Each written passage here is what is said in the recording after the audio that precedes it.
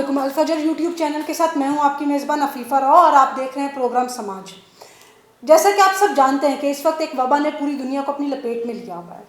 جیسے جیسے یہ وبا پھیل رہی ہے اس کے حوالے سے بہت سے حفاظتی اقدامات سوشل میڈیا پر گردش کر رہے ہیں, جن میں سے ایک جو ہے وہ یہ سجیشن بھی دی جا رہی ہے لوگوں کو کہ اس سے بچاؤ کے لیے زیادہ سے زیادہ سینیٹائزر کا استعمال کریں اور اپنے ہاتھوں کو جو ہے وہ جراثیم سے محفوظ کریں, کیونکہ ظاہری بات ہے ہر وقت آپ کے پاس پانی یا صابن کی سہولت موجود نہیں ہوتی کہ آپ بار بار صابن سے ہاتھ دھو سکیں. تو ایسی صورت میں سینیٹائزر کا استعمال بتایا جا رہا ہے. لیکن سینیٹائزرز کے حوالے سے ایک خاص بات یہ ہے کہ وہ سینیٹائزر جو ہیں ان کو اس وقت فوقیت دی جا رہی ہے جس میں الکوہل کی خاص مقدار شامل ہو.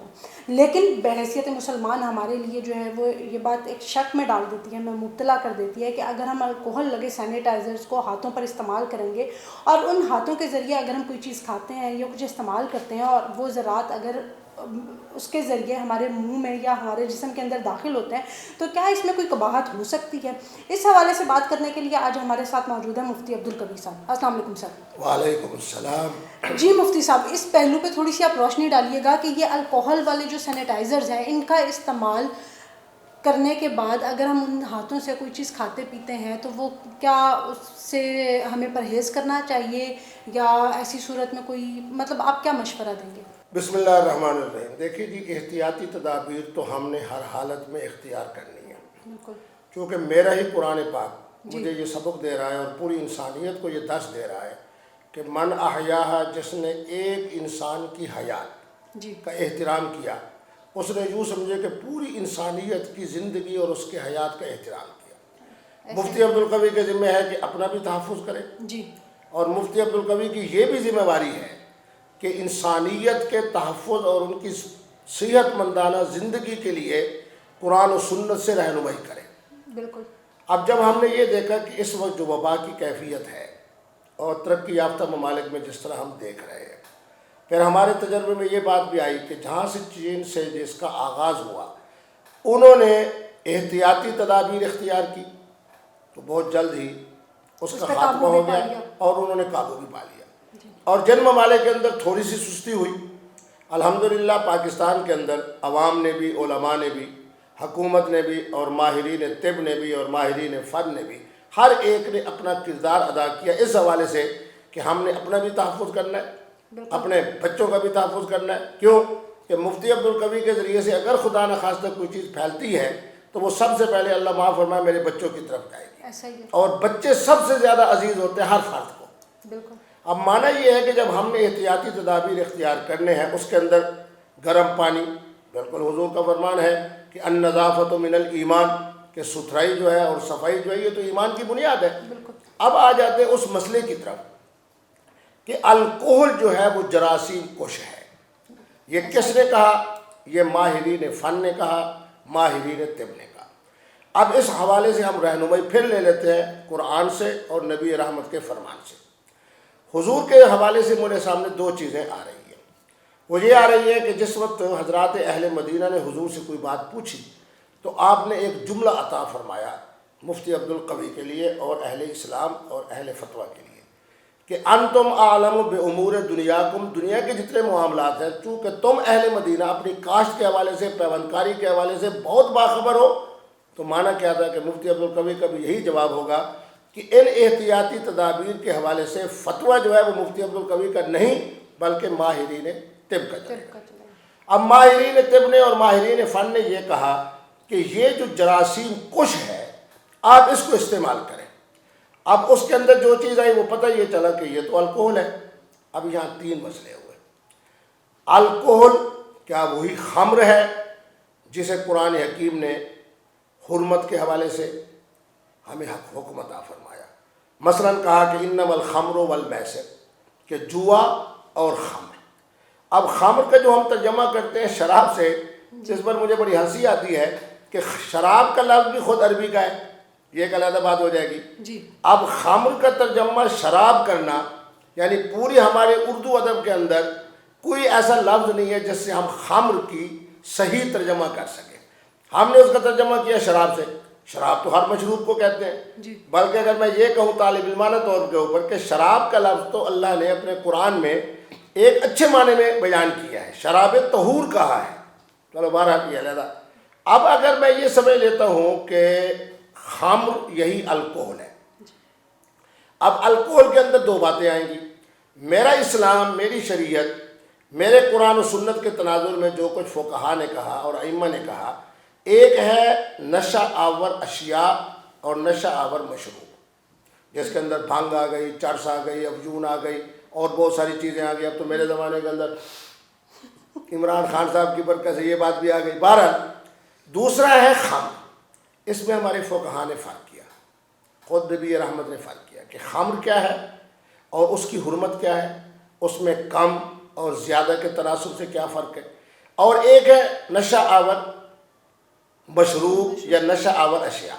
اس میں بڑے ادب سے کہوں گا کہ میرے وہ حضرات جو کراچی کے علماء ہیں اور ماشاءاللہ شیخ الحدیث ہیں، شیخ التفسیر ہیں، خطیب ہیں، اپنے اپنے مسلک کے حوالے سے بڑا ان کا نام ہے، جس وقت وہ تمباکو والا پان کھاتے ہیں تو جتنی بری کیفیت ان کے ذہن پر یا ان کے اپنے خوراک کے حوالے سے یا ان کے منہ کے حوالے سے میں ان کی کیفیت دیکھتا ہوں تو شاید یورپ کے ماحول میں نے شراب پینے والوں کو، جس کو میں شراب کہہ رہا ہوں، وہ میں نے ان کی کیفیت نہیں دیکھی.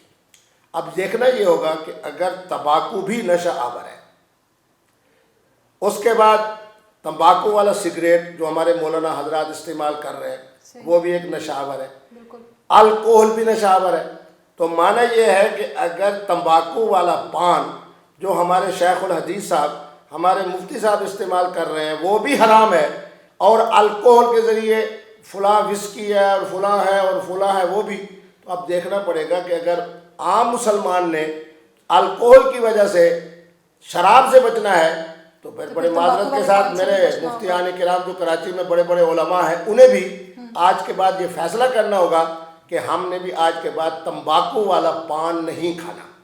اگر وہ کہتے ہیں کہ نہیں جی تمباکو والا پان حلال ہے تو پھر میں بڑے ادب سے کہوں گا کہ مفتی عبدالقوی اپنی جانب سے نہیں، پوری امت مسلمہ اور نوجوان نسل کی نمائندگی کرتے ہوئے یہ بات پوچھتا ہے کہ آپ کا تمباکو تو حلال ہو اور میرے والا الکوہل حرام ہو تو ذرا اس کی وضاحت فرما دیجیے گا. بالکل یقیناً آئندہ پروگرام میں ہم پوچھیں گے علماء سے. اب اس میں دوسرا مسئلہ یہ آ جاتا ہے کہ چلو میں سمجھ لیتا ہوں کہ الکوہل جو ہے یہ خمر ہے. اب کیا ہر وہ چیز جو حرام ہے کیا وہ پلید بھی ہے؟ اس مسئلے کو بھی دیکھنا ہے. بالکل. اچھا اگر میں فتویٰ دے دیتا ہوں کہ ہر وہ چیز جو حرام ہے وہ پلید بھی ہے. اب مفتی عبدالقوی ایک طالب علم ہے، میں ان علماء سے پوچھتا ہوں کہ جہاں ہمارے افغانستان میں بڑے بڑے داڑھی والے حضرات اور بڑے بڑے حضرات جو مجھ سے بھی ان کی داڑھی بڑی ہوتی ہے اور بڑے دین والے ہوتے ہیں، جماعتوں میں بھی چلتے ہیں اور ماشاءاللہ نمازوں کے بھی پابند ہیں، جس وقت وہ اپنے علاقے میں افغانستان میں یا ہمارے پہاڑی علاقے میں ان چیزوں کی کٹائی وغیرہ کرتے ہیں، پھر اس سے افیون بن جاتی ہے، فلاں بن جاتی ہے، جب اس کی کاشت ہوتی ہے اسی کاشت شدہ فصل کے اوپر اگر مفتی عبدالقوی نماز پڑھے تو کیا یہ نماز پڑھنا درست ہوگا یا نہیں؟ اس کا معنی یہ ہوا کہ افیون اگر نشہ آور ہے تو حرام ہے، اگر اسی طرح سے ہیروئن جو ہے وہ نشہ آور ہے تو حرام ہے، تمباکو ہے یہ اگر حرام ہے لیکن میں اسی کاشت کے اوپر جب نماز پڑھ رہا ہوں تو عمومی طور پر ہمارے اہل فتویٰ کہتے ہیں کہ آپ کی نماز درست ہے. اس کا معنی یہ ہوا کہ میں سننے والوں کو یہ پیغام دے رہا ہوں کہ ہر حرام چیز پلید نہیں. بالکل. ایک ہے حرام اور ایک پلید جسے ہمیں عربی کے اندر نجس کہتے ہیں. معنی یہ ہے کہ نجاست اور چیز ہے، پلیدی اور چیز ہے اور حرمت اور چیز ہے. اب آپ نے جو سوال کیا اس کو سمیٹتے ہوئے مفتی عبدالقوی نے جناب الکوہل والا جناب وہ استعمال کیا، سینیٹائزر استعمال کیا. اب آگے پھر دو صورتیں ہو جائیں گی. الکوہل اس لیے حرام ہے کہ خمر سے ہے، خمر کا معنی ہے عقل کے اوپر ایسا خمار. پھر آگے ہمارے بزرگوں نے تقسیم کی کہ اب مجھے اس قدر اللہ معاف فرمائے کہ خمار عقل ہو جاتا ہے کہ مجھے نہیں پتہ کہ سامنے عفیفہ صاحبہ بیٹھی ہیں یا مبشر لقمان صاحب بیٹھے ہیں. ایک خمار کی یہ کیفیت ہے. اب اس کے ضمن کے اندر میں کسی مسلک کی طرف نہیں جا رہا، بہت ساری ایسی باتیں بھی ہیں کہ حضرات صحابہ میں سے کسی صاحب نے جب شراب پی لی یعنی خمر کو استعمال کر لیا تو انہیں پتہ نہ چلا کہ میں لا آبودو پڑھوں یا آبودو پڑھوں. آبودو اور لا آبودو کے اندر جناب بہت زیادہ مفہوم کا تناقض ہر آدمی جانتا ہے. ایک ہے لا الہ الا اللہ اور ایک ہے الہ الا اللہ. بڑا فرق ہے. لا کا معنی نفی کے ہے. جو بات مثبت تھی وہ منفی بن جاتی ہے, جو منفی ہے وہ مثبت. صحیح. اب اگر خمار کی وجہ سے خمر حرام ہے, اسی کے اوپر میں کہہ دیتا ہوں کہ الکحل حرام ہے چونکہ یہ خمر ہے, میں مان لیتا ہوں. یہ میرا ایک طالب علمانہ تحقیق ہے, میں فیصلہ نہیں سنا رہا. اب اگر آگے وہ میرے ہاتھ پہ لگے, کیا اس کی وجہ سے میرے ذہن پہ خمار چڑھتا ہے یا نہیں؟ یقیناً نہیں چڑھتا. نہیں چڑھتا. بلکہ میں تو یہ اتنی مقدار تو نہیں ہے کہ اس سے کوئی آپ کے دماغ پہ جو ہے اس کے اوپر اثرات ہوتے ہیں. کیونکہ میں بھی اب کیفیت کئی دنوں سے جیسے کسی کے ہاں جاتا ہوں تو وہ فوراً جناب کہتے ہیں جی مفتی صاحب یہ لگا لیں, اور میرا خیال یہ ہے کہ میرے اوپر اس کا کسی طرح کا نہ میرے ذہن پر اس کے اثرات پڑتے ہیں نہ میرے عقل پر پڑتے ہیں. تو معنی یہ ہوا کہ جب میں نے ہاتھ پہ لگا لیا, اب یہ خمار تو نہیں رہا کہ میرا ذہن کے ساتھ یا میرے خون کے ساتھ یا میرے بلڈ کے ساتھ یا میرے لعاب دہن کے ساتھ اس کا اختلاط ہوا, وہ صرف ہاتھ کے اوپر موجود ہے, جس طرح کہ وہ کہتے ہیں کہ وائرس یہاں موجود ہوتا ہے. اب اس کے بعد جب خمار نہیں ہوا تو معنی یہ ہوا کہ اس کا استعمال کرنا اس حکم میں نہیں ہوگا کہ جس کے بارے میں یہ کہے کہ جی مفتی عبدالقوی جو ہے کوئی حرام چیز استعمال کر رہے ہیں. اب جب حرام چیز میں نے استعمال نہیں کی, اب کیا ہر حرام چیز پلید بھی ہے, نجس بھی ہے؟ اس کے بارے میں نے بتا دیا کہ ہر حرام چیز پلید نہیں ہے. پلیدی کا اور مسئلہ ہے, نجاست کا اور مسئلہ ہے, حرمت کا اور مسئلہ ہے. اب جو مسئلہ اہم آ جاتا ہے جو ہم آج کے اس پروگرام میں بتانا چاہتے ہیں, مفتی عبدالقوی نے اس کو استعمال کیا, اس کے بعد جناب مفتی صاحب کے لیے 2-3 ڈشیں آگے لگ گئی. اب مفتی عبدالقوی اسی ہاتھ کے ساتھ جب لقمہ لیتے ہیں یا چاول لیتے ہیں یا جناب اور جو کھانے پینے کا فروٹ استعمال کرتے ہیں, یقیناً میرے اب ہاتھ کے اوپر الکحل ہے. اب الکحل جو ہے وہ جناب جب میں چیزیں استعمال کروں گا تو میرے ہاتھ کی وجہ سے, میری انگلیوں کی وجہ سے اس کے اثرات مرتب ہوں گے. اب جب اثرات مرتب ہوں گے تو اتنی مقدار تو ہے نہیں کہ میرا اس کے ساتھ خمار عقل ہو جائے. لیکن اگر یہ پلید ہے, اگر کی بات کر رہا ہوں, اگر تو پلید نہیں ہے پھر تو موضوع ہی نہیں. اگر پلید ہے تو اب ایک پلید چیز میرے اندر داخل ہو رہی ہے. نہیں, پلید تو اس کو اس حوالے سے بھی نہیں کہا جا سکتا کہ اس کو جب آپ جراثیم ختم کرنے کے لیے استعمال کر رہے ہیں تو ظاہری بات ہے پلید چیز میں تو جراثیم ہوتے ہیں نا, تو اس میں پلید والا عنصر تو میرا نہیں خیال کہ سینیٹائزر میں شامل ہو سکتا ہے. بالکل آپ کا جناب. بات یہ ہے کہ پھر دو اس کی لائنیں ہو جاتی ہیں. ایک یہ ہے کہ صحت کے زمانے کے اندر الکحل کا استعمال, ایک یہ ہے کہ مرض کے زمانے کے اندر احتیاطی تدابیر کی وجہ سے یہاں بھی اسلام کے دونوں پہلو آ گئے. بہت ساری چیزیں ایسی ہیں جو انشاءاللہ آئندہ کے پروگرام میں ہم بتائیں گے. بہت ساری چیزیں ایسی ہیں جو حرام ہیں, بہت ساری چیزیں ایسی ہیں جو نجس یعنی پلید ہیں, لیکن ایک خاص وقت کے اندر ایک خاص شرط کے ساتھ وہی پلید چیزیں بھی پاک ہو جاتی ہیں. نہیں, جس طرح سے ہم لوگ اکثر سننے میں آتا ہے یہ کہ کیونکہ ہم کوئی اس طرح سے سائنٹسٹ تو ہے نہیں, لیکن سننے میں یہ آتا ہے کہ بہت سی ادویات بھی ایسی ہوتی ہیں جن میں الکحل کا استعمال کیا جاتا ہے, لیکن کیونکہ وہ کسی کی صحت کے حوالے سے کیا جاتا ہے, کسی بیماری سے نجات دلانے کے لیے کیا جاتا ہے, تو اس کو ایک حد تک جسٹیفائڈ سمجھا جاتا ہے. تو میرے خیال سے اگر اس چیز کو بھی یہاں دیکھا جائے تو اس میں کوئی ایسی قباحت نہیں ہے کہ اگر اس میں. آپ نے بڑے اہم نقطہ اٹھایا, اس کو آئندہ کے پروگرام میں لے آئیں گے. میں خود, میرے جو سسر ہیں وہ بہت بڑے ڈاکٹر تھے ہومیوپیتھک, جس کی وجہ سے میری اہلیہ, میرے بچے, حتیٰ کہ میں بھی وہ ادویات ہومیوپیتھک کے استعمال کرتا ہوں. آپ حیران ہوگی جب یہ مسئلہ آیا نا الکحل والا اور اس والا, تو زندگی میں نے پہلی دفعہ اینک اتار کے جب پڑھا تو 99% اس میں الکحل تھا. اب اگر میں یہ کہتا ہوں کہ جی ہومیوپیتھک کی تمام ادویات کے اندر چونکہ 99% جو ہے الکحل ہے اور الکحل حرام ہے اور وہ خمر ہے, میرے لیے بڑا مسئلہ پیدا ہو جائے گا. بالکل. کیونکہ پوری دنیا کے اندر میں نے دیکھا ہے کہ بہت ساری بیماریوں کے اندر ہومیوپیتھک جو ادویات ہیں بڑی مفید ثابت ہو رہی ہیں. اب اس کو میں جب دوسرے حوالے سے دیکھتا ہوں, جس کی طرف میں نے پہلے اشارہ کیا کہ الکحل خمر ہے اور خمر حرام ہے. اب حرام چیزیں کیا حصول شفا کے لیے حلال ہو جاتی ہیں, یہ ایک مستقل باب ہے, اس پر بھی پروگرام کریں گے. اب ہم آ جاتے ہیں سوال کی طرف. اب مفتی عبدالقوی نے کہ ہاتھ کے اوپر اب جناب الکحل لگ گیا, اس کے بعد جناب میرے سامنے چیزیں آ گئیں, تو اس کے بارے میں ناظرین کو یہ بات کہوں گا کہ اس وقت وہ گرم پانی کے ساتھ دوبارہ ہاتھ کو دھو لیں, تاکہ ہمیں یہ تسلی ہو جائے کہ یہ پہلے جراثیم کش جو چیز ہم نے استعمال کی ہے, اگر وہ الکحل, اور الکحل چونکہ حرام ہے, حرام کے ساتھ وہ پلید بھی ہے. اب اس پلیدی سے نجاست سے بچنے کے لیے بہترین طریقہ یہ ہے کہ ہم جب گرم پانی سے, کیونکہ احتیاطی تدابیر کے اندر گرم پانی کا استعمال بھی ہمیں ماہرین طب کہہ رہے ہیں. اس کا معنی یہ ہوگا. اب یہ ہے کہ اگر میں ہاتھ نہیں دھوتا تو پھر میں تو چونکہ ذرا اسلام کو اس تصور کو پیش کرتا ہوں جس میں آسانی ہو، تو میں تو اپنی طالب علمانہ یہی رائے دوں گا کہ آپ بغیر ہاتھ دھوئے کے بھی اگر اس کو استعمال کر لیتے ہیں وہ حرام بھی نہیں ہے، نجس بھی نہیں ہے، آپ اس کو استعمال کر سکتے ہیں.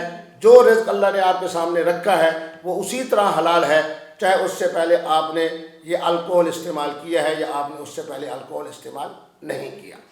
اچھا، پروگرام ختم کرنے سے پہلے ایک چھوٹا سا سوال جو ہے نا وہ میں آپ سے پوچھنا چاہوں گی کہ ہم لوگوں نے جب یہ الکوہل والے سینیٹائزر کا مشورہ ماہرین نے دینا شروع کیا تو کئی کیسز میں ہم نے ایسے بھی دیکھا، کچھ ملکوں میں ایسا ہوا کہ لوگوں نے الکوہل کا استعمال پینے کے طور پہ کرنا شروع کر دیا کہ شاید الکوہل پینے سے جو ہے وہ ان کو اس بیماری سے جلدی نجات مل جائے گی، اور انہوں نے اس کا اس حد تک استعمال کر لیا کہ بہت سے لوگوں کو اپنی جان سے ہاتھ دھونا پڑا. تو ایک تو میں یہ جاننا چاہوں گی کہ اس طرح کی کنڈیشن میں کیا پینے میں یوز کر سکتے ہیں؟ ویسے تو ماہرین نے کہہ دیا کہ اس کے پینے سے جو ہے وہ آپ کو کوئی فائدہ نہیں ہوگا، وہ کوئی دوائی نہیں ہے کہ جس کو آپ پئیں گے اور آپ کے اندر سے وہ کوئی جراثیم ختم ہو جائیں گے. لیکن جو لوگ ایسا جنہوں نے کیا یا جو ایسا کرنے کا سوچ رہے ہیں یا جن کو لگتا ہے کہ ایسا کرنا سے کچھ ہو سکتا ہے، ان کے لیے بہتری ہو سکتی ہے، ان کو آپ کیا مشورہ دیں گے؟ دیکھیں جی، آپ نے 2 سوال کیے اور میرے خیال میں ہر ایک سوال جو ہمارا آنے والا پروگرام میں ہوگا اس کے لیے آپ منتظر بھی رہیں گے. معنی یہ ہے کہ ہر وہ چیز جو حرام ہے وہ کن حالات میں، کن شرائط میں وہ حلال ہو جاتی ہے، یہ بھی آئندہ کے پروگرام میں. اور ہر وہ چیز جو پلید اور نجس ہے وہ کن صورتوں میں اور کن حالات میں، کن شرائط کے ساتھ وہی نجاست یعنی پلید چیز ہمارے لیے پلید نہیں رہتی بلکہ پاک ہو جاتی ہے، وہ آئندہ کے پروگرام میں بتاتے ہیں. اس وقت مختصراً جواب یہ ہے کہ جب الکوہل کا ہاتھ میں لگانا، ماہرین طب یہ کہہ رہے ہیں کہ اس سے جراثیم کش ہوگا، یعنی جراثیم مریں گے، آپ کرونا وائرس سے محفوظ رہیں گے. اگر ماہرین طب یہ بات کہہ دیتے ہیں کہ اس کے پینے سے بھی آپ اس کرونا وائرس کی جو اس وقت متعدی مرض ہے اس سے محفوظ ہو جائیں گے. مفتی عبدالقوی قرآن و سنت کی روشنی میں تفصیلی بیان تو میں اگلی دفعہ دوں گا. اتنا کہہ دیتا ہوں کہ ماہرین طب کے کہنے پر الکوہل کا پینا بھی ہمارے لیے حلال ہوگا. ٹھیک جی، مفتی عبدالقوی صاحب آپ کا اس پروگرام کے لیے بہت بہت شکریہ. جی ناظرین، تو آپ نے مفتی عبدالقوی کی بات سنی کہ پہلی بات تو یہ کہ اگر آپ الکوہل والے سینیٹائزر کا جو ہے وہ ہاتھوں پر استعمال کرتے ہیں تو اس میں کوئی قباحت نہیں ہے. اور دوسری چیز جو انہوں نے بھی اس کا ذکر کیا، میں بھی آپ کو جو ہے وہ آخر میں یہ دہرانا چاہوں گی کہ اگر آپ کے پاس پانی اور صابن اس وقت میں موجود ہے تو بہتر یہ ہے کہ آپ سینیٹائزر کا استعمال مت کریں. آپ صرف اگر ہاتھوں کو 20 سیکنڈ کے لیے صابن اور پانی سے دھو لیتے ہیں تو وہ بھی اتنا ہی افیکٹو ہوگا جتنا کہ کوئی الکوہل والا سینیٹائزر جو ہے وہ آپ کے لیے افیکٹو ہو سکتا ہے. تو جہاں پہ اگر آپ کو پانی یا صابن جو ہے وہ میسر نہیں ہے تب آپ الکوہل والے سینیٹائزر کا استعمال کریں. ادروائز اگر آپ اپنے ہاتھوں کو دھوتے ہیں صابن سے اور پانی سے اچھی طرح اور اس کے بعد کوئی چیز کھاتے پیتے ہیں تو وہ بھی آپ کے لیے اتنا ہی افیکٹو ہے. اور اگر نہیں ہے تو پھر آپ سینیٹائزر کا استعمال کر سکتے ہیں. آج کے پروگرام کے لیے اتنا ہی. انٹل دا نیکسٹ ٹائم، اللہ حافظ.